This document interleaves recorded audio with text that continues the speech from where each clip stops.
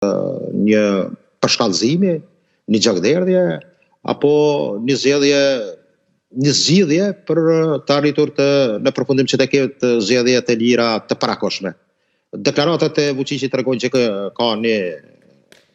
është nervoz nga ajo çka proklamon, i quhen banda, pastaj i filtron edhe që faktorit ndërkombëtar kanë gisht, pastaj OJQ të ndryshme në Serbi dhe grupet të cilat nuk janë si pastisë të mirë në Serbisë. Por besoj 13 vit që i pushtetit të Vučićit është i konsumuar dhe mendoj se është çështje kohe në Serbi kur do të kemi transformim të pushtetit. Po a do jetë me dhunë apo me votë lirë është një pyetje e madhe. Mendoj që është një skenar edhe i vitit 2000 kur ato memoare, deklarimet e asaj historie tregojnë që ushtria në fund të fundit ka luajtur një rol për dorëzimin dhe tërheqjen e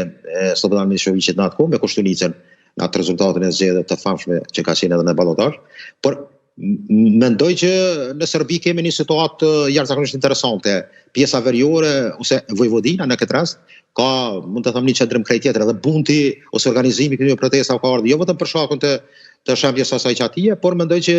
është një frustrim më i madh, është mund të them një kulturë dhe një urbanizëm që ndryshon me regjionet tjera, ose pjesa urbane e Beogradit, tesa pjesa e jugut, ose Timoku Lindor, e pjesa që kufizohet me Rumaninë, janë, mund të them, njerëz që më tepër anojnë edhe nesër nga partia përparlamentare e Vučićit